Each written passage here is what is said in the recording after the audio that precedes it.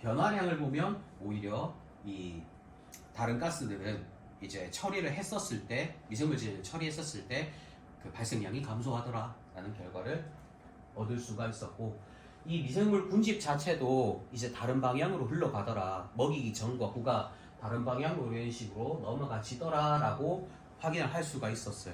근데 여기서 어떤 미생물이 핵심일까 확인을 해보니까, 이제 여기 박테로이다시에나 스피로차타시에나 뭐 루멘코카시에, 프레보텔라시에 이런 미생물들이 차이가 나는데, 이 밑에 여기 빨간색으로 표시되어 있는 미생물들이 쉽게 말씀드리면 섬유질 식단을 많이 할 때, 그리고 반추위와 같은 동물에서 건강한 상태인 녀석들한테서 발견되는 미생물들로 알려져 있습니다. 그래서 이제 이런 미생물들이 처리를 했는 데서 높아졌다라는 걸 보면은 에너지 대사에 기여했다라는 걸 확인할 수 있고, 한우 성장에 기여가 가능하다라는 것도 알 수가 있죠.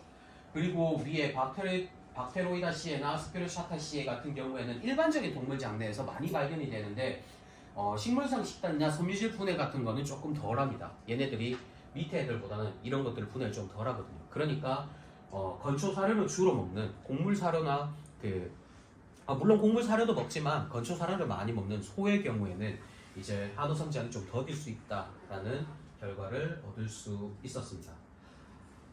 지금까지 첫 번째 냄새 저감 전략으로 일당 증체를 늘리면서 동시에 악취 저감을 감소시키는 방향에 대해서 말씀을 드렸어요. 지금 이거는 체크 포인트 때도 한 번 더 언급을 드릴 거지만, 가축의 건강 상태를 고려를 하시는 게 굉장히 중요합니다. 왜냐하면 가축 개체가 약한데 1000배 희석된 게 부담이 될 수도 있거든요. 그리고 가축이 어릴수록 1000배 희석액을 넣었을 때 먹는 양이 증가한 게 과식을 유도할 수도 있고, 이게 설사를 유발할 수도 있습니다. 그래서 시기에 맞게 적당히 희석을 더한 상태에서 적응을 시켜 나가는 것. 성체한테 먹인다면 뭐 한 1500배에서 1000배부터 시작을 하셔도 좋습니다. 근데 이유기 때에 송아지나 이유자돈이나 이런 데 적용을 하실 거면 안전하게 하고 싶다 나는, 그러면 2000배나 3000배까지 희석을 하셔서 조금씩 적응을 시킨 다음에 희석 배율을 줄이는 게 전 좋다고 생각이 듭니다. 제가 사실 이 배율을 잡을 때라든지 아니면 실험을 할 때 혼자서, 저는 사실 수의학 전공이 아니에요. 미생물 하는 사람입니다. 근데 수의학적인 지식이 필요해서 개인적으로 공부를 한 것도 있지만, 검역 공부에 아시는 수의사님 도움도 굉장히 많이 받았어요. 뭔가 실험을 하다가 가축한테 이런 이벤트가 발생했다. 그러면 그냥 묻고 따지지도 않고 수의사님한테 가서, 쌤 이거 이래야 되는데 이거 왜 이래요? 제가 생각했을 땐 이런 것 같은데. 그러면은 이제 같이 토론을 하죠. 토론하면서 이거는 요거 때문에 그런 것 같습니다. 이제 아무래도 의사가 진단하는 것처럼 이제 수의사님께서 진단을 해주시니까 그렇게 백업을 받고 또 실험을 해보고 이런 식으로 진행을 많이 해봤어요. 자, 두 번째가 이제 직접적으로 냄새를 저감하는 방식입니다. 근데 요때는 중요한 팩터가 뭘까? 탄질비입니다. 우리가 분뇨를 퇴비로 만들 때든 아니면은 발효했는 축사 깔개라든지 뭐 커피박이라든지 이런 거를 처리하든 했었을 때, 발효든 퇴비든 퇴비화든 하려면 일단 질소원을 없애야 냄새가 날아가지 않습니까? 없어지지 않습니까? 그걸 위해서 가장 지켜줘야 되는 제일 첫 번째가 뭐냐면 탄질비입니다. 탄질비는 말 그대로 탄소와 질소의 비율을 말하는 건데, 이게 탄소 같은 경우에는 미생물의 먹이로서, 그리고 질소는 미생물의 몸체나 뭐 이제 효소라든지 이런 걸 구성할 때 사용을 하죠. 근데 이제 말씀드렸다시피 미생물에 의한 유기물 분해, 퇴비와 발효에 핵심되는 거고, 탄소와 질소의 비율을 25대 30, 25에서 30대 1로 맞춰주는 것이 좋습니다. 탄질비가 맞지 않을 경우에 탄소가 너무 많고 질소가 적어요. 이러면 오히려 미생물이 개체수가 늘어나지 못해요. 왜? 자기 몸체를 못 이기니까요. 근데 반대로 탄소는 적은데 질소원이 많아요. 그러면은 미생물 활동을 못하죠. 왜? 먹이가 없으니까. 게다가 질소원이 많으면 이 질소원이 암모니아로 전환이 될 경우가 많아요. 그렇게 되면은 뭐 수중 환경에서라면 이제 부영양화가 일어난다가 보통 많이 알고 계신 사실일 거고, 이제 악취가 유발된다라고 생각을 하실 수가 있죠. 그래서 다양한 탄소원을 넣어줌으로써 탄질비를 맞추고 그 다음에 미생물을 적용시켜서 전체적인 레벨을 떨어뜨리면서 악취를 잡는 게 두 번째 냄새 저감 전략의 핵심이라고 보시면 되겠습니다. 자, 그래서 먼저 이 실험을 위해 가지고 여기 중간에 뭐 오탈자긴 하지만 제 말을 따라오시면 될 것 같아요. 이거는 직접적으로 축사에 적용하다기보다는 축사에 적용할 악취 저감을 하기 위해서 사용할 미생물을 개발하는 과정에 예산을 받아가지고 펀드를 따서 실험을 한 결과를 넣은 거예요. 여기에 보시면 바실러스 시아멘시스라는 바실러스 계열의 미생물 하나, 그 다음에 로도박터 스페로디스 광합성균 하나, 요 두 개를 저희가 뽑았고, 이거를 저희가 제제로 만들어서 탄소원이랑 그 미생물 제제를 섞어서 그 오페수 샘플링 한 데다가 넣어가지고 변화를 보고 총질소 함량을 비교를 해봤거든요. 보니까 지금 시간이 지나면서 이렇게 그 총질소량이 떨어지는 것이 확인이 되었어요. 근데 폐수 볼륨의 0.5%밖에 안 넣었거든요. 좀 작은 양을 넣었죠. 근데 여기 안에는 탄소원이 존재를 했고 넉넉하게 존재했고 미생물량도 충분히 10의 구승 이상 있었고, 그렇다 보니까 질소가 많은 환경에 들어가서 탄질비가 맞춰지는 효과가 났고, 그래서 총질소가 전체적으로 떨어졌다. 총질소가 떨어진다라는 말은 악취가 저감될 가능성이 높다라고 생각을 할 수가 있죠. 그래서 이렇게 개발했는 미생물들 가지고 실제로 실험에도 써보기도 하고, 거기에서 다른 미생물 제제로도 악취 저감 테스트를 했는데, 지금 여기 같은 경우에는 앞서 사용하신 그 다양한 미생물을 사용하는 것도 좋지만, 따로 악취 저감용으로 분리된 걸 사용하는 것도 좋지만, 기존에 우리가 첫 번째 냄새 저감 전략을 썼던 그 조성대로도 악취가 저감될 수 있을까를 테스트만 따로 한 겁니다. 이거는 이제 그 커피박을 이용해서 발효 커피박을 만들고 얘를 축사 깔개로 씁니다. 축사 깔개로 쓰면서 추가로 틈틈이 미생물 제제를 분사를 해줘서 악취 측정이 얼마나 떨어지는지, 그리고 가축 분뇨나 이런 데서의 마이크로바이옴 변화가 어떻게 차이가 나는지를 확인을 해봤습니다. 커피박을 만들기 위해서 이제 이거는 그 자활센터의 도움을 좀 받았습니다. 그래서 커피박을 쭉 얻어와서 이런 미생물 제제, 혼합 제제를 넣어서 2주간 발효를 시키고 얘를 이제 축사에 뿌려보기도 했죠. 그래서 봤었을 때 지금 그래프로 표현했는데 여기 있는 것들이 전부 다 악취와 관련되어 있는 가스들입니다. 이 가스들을 이제 시프트 매스라는 장비로 분석을 해보니까 뭐 전체적으로 다 그 시간이 이제 3주가 지나니까 거의 다 이제 많이 줄어드는 것으로 ppb 단위에서도 3ppb, 뭐 어떤 건 3ppb, 어떤 건 2ppb 이런 식으로 ppb 단위로 확 줄어드는 걸로 확인이 되더라고요. 그래서 악취가 줄어들더라라는 것을 확인을 했고, 그 다음에 발효 커피밥 자체에서도 변화가 있더라라는 거를 마이크로바이옴 분석을 통해서 확인을 했는데, 결국 보니까 여기 빨간색 박스로 표시해놨는 미생물들이 이제 냄새를 저감하는 녀석들, 냄새를 저감하는 데 관련되어 있는 미생물들이다라는 걸로 확인을 할 수가 있었고요. 그래서 저희가 이런 것들을 통해서 이제 이런 것들을 통해서도 그러니까 축사 깔개를 발효하는 것도 도움이 되더라라는 것을 확인을 할 수가 있었고, 마지막으로는 그 분뇨 처리를 하는 과정에서 이제 악취가 저감되는 걸 확인을 하면서 동시에 친환경 퇴비를 만들어 보기 위해 가지고 실험을 했던 겁니다. 이거는 작년에 실험했던 거고, 롯데가 저희 실험을 서포트 해줬습니다. 롯데 상사에서 저희가 이제 실험할 수 있도록 뭐 이런 뭐 판로라든지 아니면은 비용을 일부 지원해 주는 거에 대해서 과제가 진행이 됐었고, 앞서 말씀드린 저희 회사 미생물들 중에 바실러스 유래의 미생물들만 모아가지고 한우의 퇴비가 야적되어 있는 곳에 야적을 시킬 때 이 부피의 1%에 해당하는 만큼의 제제 볼륨을 뿌려서 매주 통기 과정을 진행을 해줬습니다. 해보니까 이거는 뭐 균주 개발에 대한 이야기입니다. 균주 개발을 이런 식으로 진행을 했고, 그 결과를 보니까 이제 그냥 아무것도 처리하지 않고 그냥 야적만 해놓은 것도 퇴비화가 일어나긴 일어납니다. 현기 발효가 진행이 되니까요. 근데 이제 통기형이라고 저희가 미생물 처리하고 이제 신부 온도가 70도쯤 될 때 일주일 지나니까 신부 온도가 70도 가까이 되더라고요. 요때 통기를 한번 해줘요. 이렇게 뚝이 있으면 이 절반만 그냥 사고 떠넘겼어요. 이런 방식으로 통기를 쭉 하면서 실험 기간 동안 하니까 이 부숙도나 이런 신부 온도나 신부 수분이 훨씬 더 이제 더 높더라. 이거는 전문으로 하는 전문으로 분유를 가지고 퇴비를 만드는 시설에서도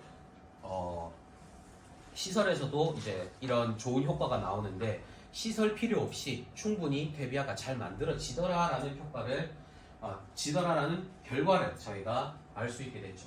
그래서 CO2 발생량이나 메탄 측정량을 악시 측정기를 직접 들고 가서 측정을 해봤습니다. 그래 보니까 이제 발생량이 훨씬 더 줄어들더라라는 걸 확인할 수가 있었고요. 이것을 이 결과를 지금 롯데가 가지고 있는 호주의 축사 와규 농장에 적용을 했었을 때 메탄 발생량이나 이산화탄소 발생량이 얼마나 줄어드냐를 계산을 해봤거든요. 계산을 해보니까 설비형은 53%가 감소하고 통기형, 그러니까 우리가 단순히 미생물 제제 뿌려주고 넘겨주는 거는 45%가 감소가 되더라. 근데 설비형이 확실히 좋긴 하죠. 근데 설비형을 설치하려면 아까 전에 제가 사진으로 보여드렸던 그 설비 하나만 구축하는데도 10억에서 100억 단위가 들어가요. 그러니까 기업 입장에서 이게 굉장히 리스크거든요. 그래서 이제 설비형이 아닌 통기형만 해도 충분히 메탄 발생량을 줄여들 수 있다라는 결과를 드렸고, 이제 야적형에 비해서 총 CO2 발생량이 이제 187톤 이퀴발런트가 나왔기 때문에 이 차액을 이제 어떻게 써먹냐, 탄소 배출량 거래소라는 곳이 있어요. 그러면 1톤당 탄소 배출량을 돈으로 바꿔줍니다. 그래서 돈으로 바꿔주는데, 예를 들어서 지금 이제 한 유관상으로 봤었을 때는 한 160톤 정도가 줄었죠. 그러면은 1톤당 돈이 얼마다? 그럼 곱하기 160 했는 돈을 탄소 배출량을 줄였는 데 기여한 기업한테 줍니다. 그 돈을 주식 돈으로 바꾸는 것처럼 줍니다. 그래서 이제 이익을 직접적으로 낼 수도 있는데, 롯데 같은 입장에서 이게 돈이 그렇게 크진 않은데 롯데 같은 입장에서는 이 돈이 의미가 있을까요? ESG 경영을 하고 있다라는 이 세일링 포인트가 오히려 더 큰 매출을 높이는데 더 큰 효과가 있다. 그래서 이 결과를 롯데에서 가지고 갔습니다. 네, 지금은 2차 냄새 저감 전략까지, 두 번째 냄새 저감 전략까지 해서 첫 번째는 사료 섭취 효율을 증가시키면서 동시에 더 분해된 상태로 배설이 되도록 하는 전략. 두 번째는 직접적으로 발효나 퇴비화를 통해서 냄새를 저감시키는 전략. 두 가지로 말씀을 드렸어요. 그래서 그냥 나름 제시를 해보면 선순환 구조 모델을 만들 수 있겠다라는 생각이 들더라고요. 아무래도 지금 여기는 말씀하셨듯이 한우를 많이 키우니까 미생물 체제를 먹여서 이제 가축의 일당 증체율을 높이고 건강 상태를 잘 만들어서 이렇게 잘 큰 소를 가지고 이익을 내고, 배설물이 나오지 않습니까? 우분이 나오지 않습니까? 그러면 그거를 발효를 해서 정확하게 잘 발효를 해서 이제 이 발효했는 거를 또 사료 작물을 할 때 시비를 하는 거죠. 시비를 해서 얻어진 친환경적으로 재배된 이 사료 작물을 또 다시 가축한테 먹이는 거죠. 이런 식으로 이제 탄소 발생량을 최소화하면서 친환경적으로 축사 관리를 할 수 있는 이런 선순환 구조 모델을 한번 제안을 드려봅니다. 자, 그러면은 이런 선순환 구조 모델이든 아니면은 그냥 유용 미생물을 처리해서 이제 일당 증체율을 높이거나 아니면 악취를 저감할 때 중요하게 작용돼야 되는 체크 포인트처럼 간단하게 좀 적어 봤습니다. 야적하는 이런 분유를 야적하거나 슬러리를 청소할 때는 제때 진행해 주는 것도 중요하겠지만, 이제 야적을 해서 퇴비화를 할 때는 이제 통기 작업 해주는 게 좋고, 동물의 경우에는 축사 슬러리에 아까 전에 오폐수에 이제 미생물 제제를 넣어서 총질서 떨어뜨린 것처럼 축사 슬러리에 미생물 배양액이랑 탄수원을 반드시 탄수원을 같이 넣어 주셔야 됩니다. 탄수원 안 넣어 주시고 그냥 축사 슬러리에 미생물 배양액만 부으면 탄질비가 안 맞아서 미생물이 서바이벌하고 활동을 못 합니다. 맞추기 위해서 탄소는 반드시 같이 넣어주셔야 돼요. 넣어주시고 탄질비를 보정한 다음에 미생물 생장으로 이제 탄질비를 낮추면서 악취를 저감하는데 조금 더 말씀을 드리자면 만약에 폭기가 가능하다, 한번 뭐 휘젓거나 폭기가 가능하다, 그럼 한 번씩 이렇게 해주시는 게 좋아요. 자, 그 다음에 축사 관리에서는 이제 그 축사 깔개로 쓰는 뭐 커피박이나 요즘에 보니까 피트모스나 코코피트도 이제 발효하는데 많이 축사 깔개로 많이 쓰시더라고요. 그런데 이 커피박이든 피트모스든 코코피트든 이제 발효를 해서 처리하면은 그 커피박 안에 고유의 이 미생물 군집이 생기면서 악취를 저감하는 효과가 있는 미생물들이 안에서 성장을 할 수도 있고, 그 다음에 이 커피박이나 피트모스나 코코피트를 왜 축사 깔개로 쓸까 생각을 해보니까 다 활성탄 구조예요. 우리가 활성탄 구조가 뭐예요? 라고 생각을 하면 가장 쉽게 떠올릴 수 있는 게 숯입니다. 숯, 우리 왜 그 냄새 저감하고 악취 저감한다고 집에 공기 정화한다고 숯 요렇게 이쁘게 생긴 거 이제 집신통 같은 데 만들어서 넣고 뭐 구석에 두시잖아요. 그게 숯이 활성탄 구조이기 때문에 물질을 흡착할 수 있는 능력이 있어요. 그래서 이 커피박이나 코코피트나 피트모스 이런 것들을 활성탄 구조니까 이제 축사에 쓰지 않을까 이런 생각이 들더라고요. 그리고 우리 결과로 보면 발효했는 걸 쓸 때 더 효과가 좋았다라는 결과도 있으니까 그렇게 된 거고, 그 다음에 이제 음용수로 공급을 하실 때 가장 크게 제가 말씀을 드리고 싶은 게 가축 개체 관리예요. 가축 개체 관리는 정말 신경을 많이 써야 되는 부분 중에 하나기도 하고, 미생물을 음용수로 투여를 했었을 때 직접적인 리스판스가 오고 이게 농가 소득에 직접적으로 영향을 미치기 때문에 당연히 관리를 잘 하시겠죠. 관리를 잘 하시는데 미생물 처리할 때도 가축의 개체 상태가 어떤지, 건강 상태가 어떤지에 따라서, 그리고 그 가축의 그 사육 시기나 성장 시기가 어떠냐에 따라서 결정을 해주셔야 되는 부분이라고 봅니다. 어떤 개체는 이유기 때 첨배 희석 있는 거 먹여도 괜찮아요. 살 잘 찝니다. 근데 어떤 개체는 첨배 희석한 걸 먹이니까 설사를 합니다. 이럴 때는 설사를 한다. 그러면 설사를 하면 일단은 급여를 중단하셔야 됩니다. 급여를 중단하시고 설사가 먹고 난 다음에 미생물 제제를 계속 써보고 싶다 하시면 이때는 1000배가 아니라 좀 많이 희석을 했는 뭐 2000배나 2500배나 3000배를 희석하시고 먹여보시고 괜찮다 싶으면은 3000배 희석했다면 다음에는 2500배 또 괜찮네 그러면 2500배를 2000배 이런 식으로 희석을 조금씩 덜 하시면서 적응을 시켜 나가시는 걸 추천을 드립니다. 그리고 성체 같은 경우에는 웬만하면 1000배에서 1500배 희석해서 공급을 하면 건강 상태만 문제가 없다면 큰 문제가 없어요. 건강한데 왜 이거를 먹였을 때 설사가 나요? 라는 질문을 이런 실험을 하면서 혹은 농가 컨설팅이나 자문을 나가면서 가장 많이 들었어요. 저는 이렇게 말씀드리거든요. 여러분들도 예를 들어서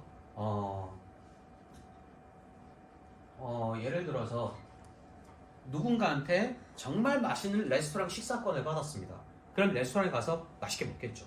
근데 밥이 너무 기름지거나 아니면은 맛있어서 나도 모르게 과식을 했을 경우에 속이 불편하죠. 혹은 이제 속이 불편해서 설사를 하신 경험들이 있으실 겁니다. 똑같은 원리라고 수의사님이 말씀해 주시더라고요. 축산유용 미생물을 음용수로 정확한 희석 배수를 통해서 먹였을 때도 얘네들이 쉽게 말하면 사료 먹는 양이 늘어나요.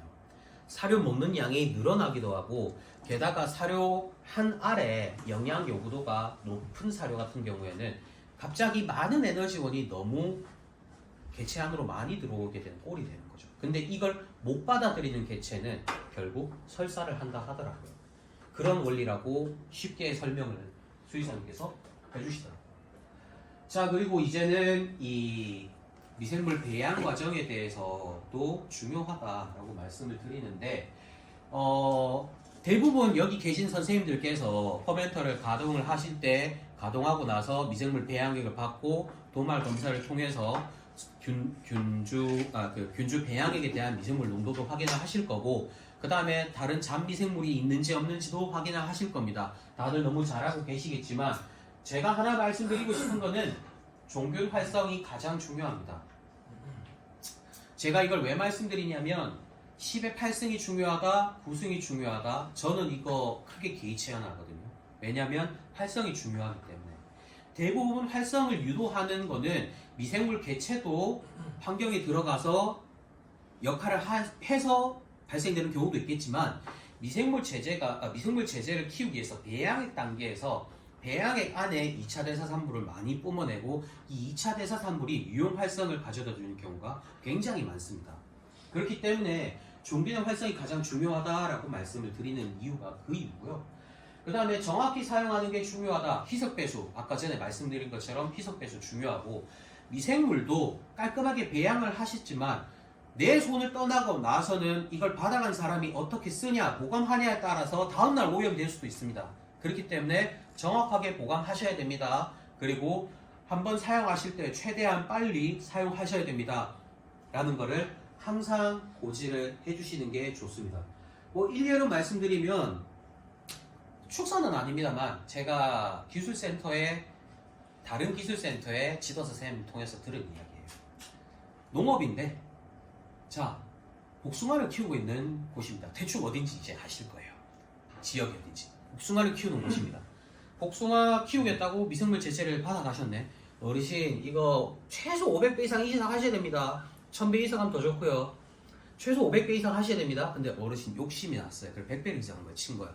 근데 요만해야 되는 복숭아가 이만큼이 된 거예요. 욕 같겠다. 복숭아가 굉장히 커진 겁니다. 그게 낙과가 다 됐어요. 그래 그의 농사가 망쳤거든요. 그래서 이제 이 어르신은 와서 클레임을 걸었죠, 선생님한테. 이거 치면은 좋다네. 근데 너무 커져가지고 다 떨어져서 우리 농사 망해서 어떡할래? 이렇게 이야기를 하는데 이제 지도사 선생님 솔직히 할 말 없죠. 근데 할 말 없다는 게 나는 정확하게 용법을 이야기해줬고 이거는 어르신이 지키지 않은 것이다 라고 이야기하고 싶은데 아시잖아요. 이렇게 너무 대놓고 이야기하면 민원인 클레임 들어오면 또 답이 없는 게 지금 또 그 클레임이 들어오면 또 이제 좀 불편하시죠. 불편한 상황이니까 그냥 참고 넘어가시더라고요.